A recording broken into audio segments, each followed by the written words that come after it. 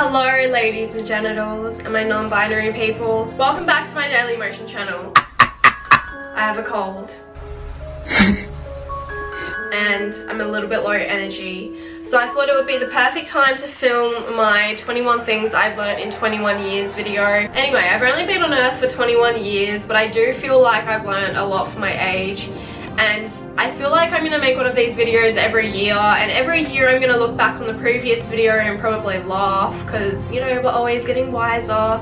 30-year-old me is 100% gonna laugh at 21-year-old me, and you know, c'est la vie. I think that means such is life. Anyways, I'm so nasally because I have a cold. I love you guys so much, that's why I'm filming this video. Only I would film while I'm sick. For you, only me, so live a like. Okay, 21 things I have learnt in 21 years. This one, number one, this one is about heartbreak, and I think it is one of the most important lessons and something I hope you all can ingrain into your heads. Do not settle for anyone. Do not settle for anyone less than what you deserve, because when you're young, it's most likely they're not the right one for you and you are going to get your heart broken. So if heartbreak is an inevitability in this life, you would much rather get your heart broken by someone that is worthy of you, that treats you well, that is someone you didn't settle for, as opposed to someone you settled for just because you were lonely or you wanted love. So never settle. Number two, very important lesson. People don't care about you as much as you think they do. People are so solipsistic that we think everyone is looking at us the whole time. We think the world revolves around us, even though we know it doesn't. We can't help but feel that way. So if you look bad on a particular day, you gained a few kilos, you think everyone's gonna make fun of you and notice, people genuinely probably do not care, and they don't notice. Why? Because they are too focused on themselves. Number three, you are going to change all the time. Who you are right now is not going to be who you are in like 3 years, 5 years, or even a couple of months, because we are always changing. What you want right now is not necessarily going to be what you want in a few years down the line. So don't bet everything on what you want right now, because it is definitely, inevitably going to change. Number four, perfect relationships are created, they are not found. This is something I wish I learned earlier, because I've always been a very idealistic person, a very romantic person. I mean, my favorite movie is The Notebook, okay? That should tell you all you need to know about me. So I've always been like, I'm gonna find the perfect person, but after my breakup, I've really like taken a step back and analyze relationships, and I don't know, the way I perceive relationships is just entirely different now. And there's some things I've noticed which I did not know before. For example, your 20s to your early 30s is usually when people are going through the most relationships and trying to find the one. And usually when people are getting to around 30, they start to panic and they're like, oh, I should be like settling down, having kids. That's why men and women often marry the first decent person that comes along at that age, because a lot of other people are taken. So if you think about it, a lot of people are marrying out of societal pressure, not because they've actually found the one for them. Or just because they're in their late 20s, they may think they have found the one because they are ready to get married, but they actually haven't. Think about this as well. Perfect relationships are actually made. It's two people deciding to love each other, deciding to commit and to work through their problems. You know, when people get married, they say that marriage is really hard because you are constantly working through problems. What is the difference between a marriage and a relationship that has problems? There's literally no difference. It's only that when you get married, you've made this vow to stick with someone for the rest of your life. And that's when people are really like, okay, we've got to like work through our problems to make this work because we've taken this vow to be together forever. But that is literally no different than from being in a relationship. The only difference is that in a relationship, you have no vow. You can break up, go find someone else. And I think that's why a lot of relationships fail, because people think the grass is greener on the other side, that they're gonna find this perfect person, that all of these problems are gonna go away. But the truth is, you might find someone where you have less problems and you're closer to being perfect, but there is no perfect. And if you want perfect, or as close as you're gonna get to perfect, well, you need to work on that. Oh yeah, number 5. School doesn't matter as much as you think it does. Do not worry if you're getting bad grades. Unless you want to be like an engineer or a doctor and you actually have to go to uni, school doesn't matter as much as you think. But that is not an excuse to slack off, okay? Study and do the best you can in all things, period. However, I really recommend that if you don't actually need to go to uni, don't go to uni, because you'll just be stacked up in debt. All you need to become successful is your laptop and Google. You can learn anything from the internet. 6, you can't blame your parents for everything. I get so many DMs and even emails of people just complaining about their parents, and they're like, Simone, I want to escape, my parents are like killing me. And I totally understand, because I was like that when I lived at home. But you know, I've been living away from home for over 3 years now, and I've matured so much. And something I've learned is that, number 1, your parents are always right, especially your mum. Number 2, everybody has some type of childhood trauma that our parents have given us. It is natural, because everybody is fundamentally flawed. And parenting isn't easy. Parenting is so hard. And I'm sure when we become parents, we're gonna fuck up as well. Something I've learned is that you need to forgive your parents, and you need to know that not everybody is perfect. Your parents honestly just want what is best for you, and it is your responsibility to work through any of your childhood trauma instead of just blaming it on them. On top of that, our parents, I don't think they had the same resources we do to get through trauma. We have like the internet, like TikTok, YouTube, which helps us understand what we're going through and how to work through it. Especially TikTok, you see so many of like these childhood trauma videos on there, and it spreads awareness. But our parents didn't have that. Like, they don't know better. So it's up to us to make that change for the future generations. This is underrated, but sleep is really important. Do not underestimate sleep. You need 8 hours minimum. When I was in high school, I would get like 5 hours of sleep and I wouldn't function properly. And then I did a whole research report on sleep, and ever since then, I have been sleeping minimum 8 hours. No matter what, I get it. I'm gonna put a list of benefits here. And what happens if you don't sleep for 8 hours minimum. 8. This is a really important one. I'm actually gonna make a video on this later in the week, but happiness comes from within.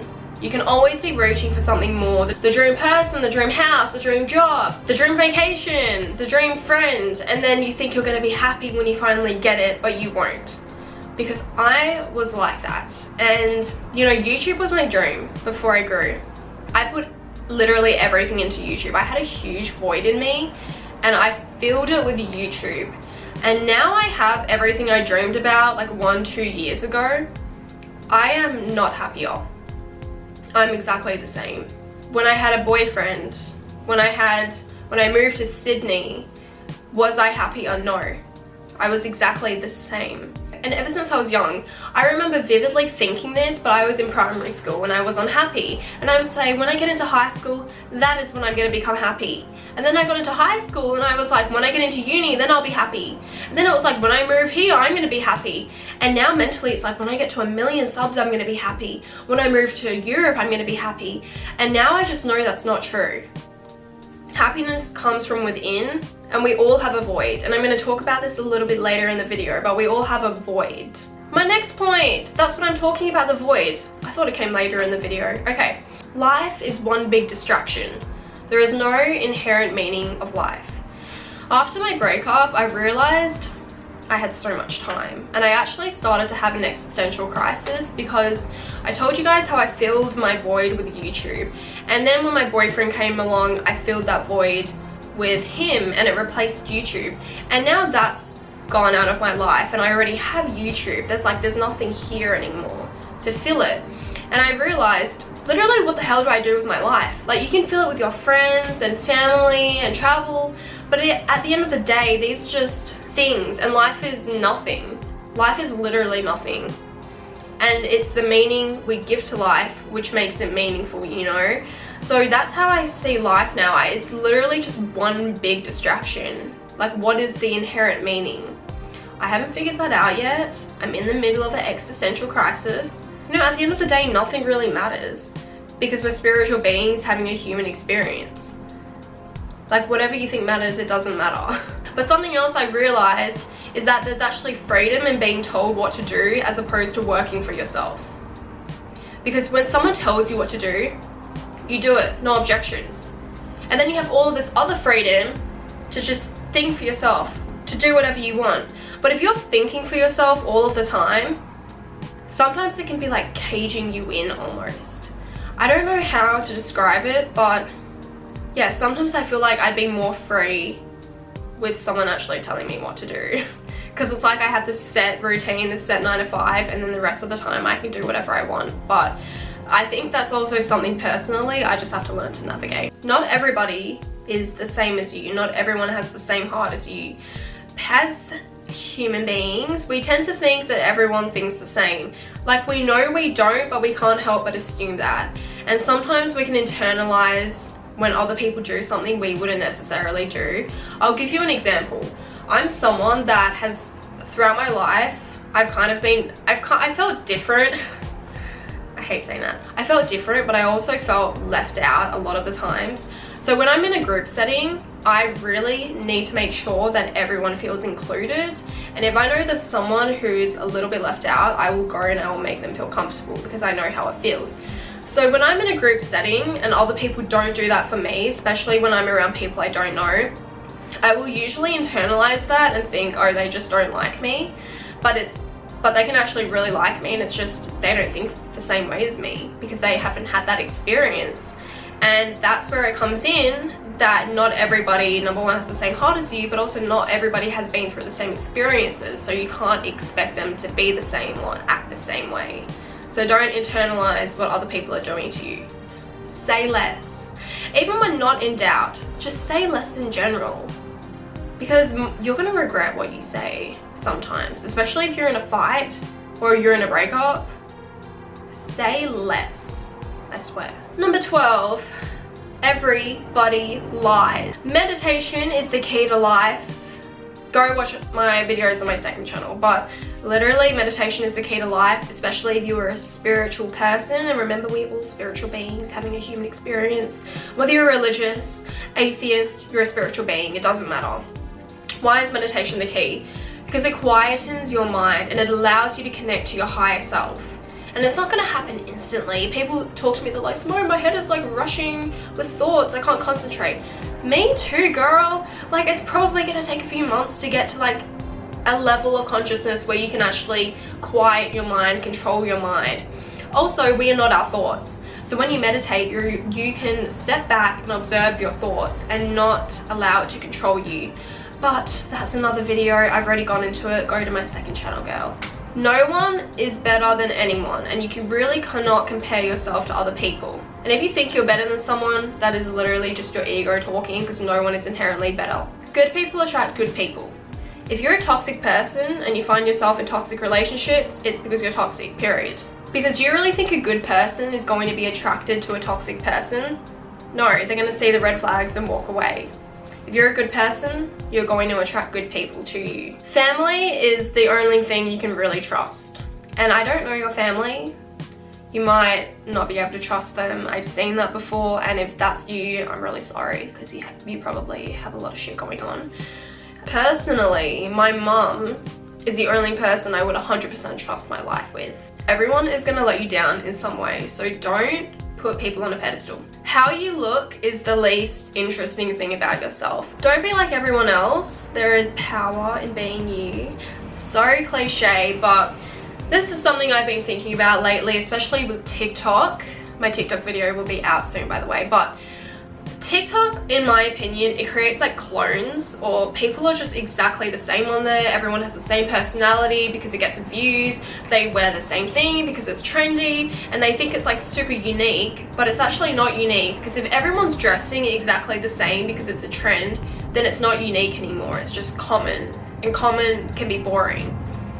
So dress however you want, be whoever you want, act however you want, just be unique. Because that is so much more interesting than being common, than following trends. Trends are boring. Trends die. Fashion fades, but style is forever. And that's the same with personality. Personality can be a fashion, because you can see on TikTok the way people act, it's like a trend now. If you're on TikTok, you know what I mean. Things always work itself out, no matter what. Even if you don't know what's going on right now, it will all work itself out. There've been so many times in my life where I was like, this is it. My life is over. I really don't know how things are gonna go up from here, and then they do. I'm kind of in the dump of my life right now. That's kind of how it feels. And I know eventually it's gonna go up, and I just have to have hope for that. But life and things always work itself out. You know, it might take some time. It's not gonna be overnight. And I know you're impatient, because I'm impatient too, but you just have to have faith that it will all be okay. Yeah, I hope you have a wonderful day. I love you. Go watch my second channel. The cars are so loud. I'm gonna cry while I edit this damn video. Okay, I love you guys. Mwah. Please like, comment, subscribe. I can't talk properly because my throat and my nose is blocked as I'm speaking, and I need to go put my robe on. Okay, I love you. Roman, vacación.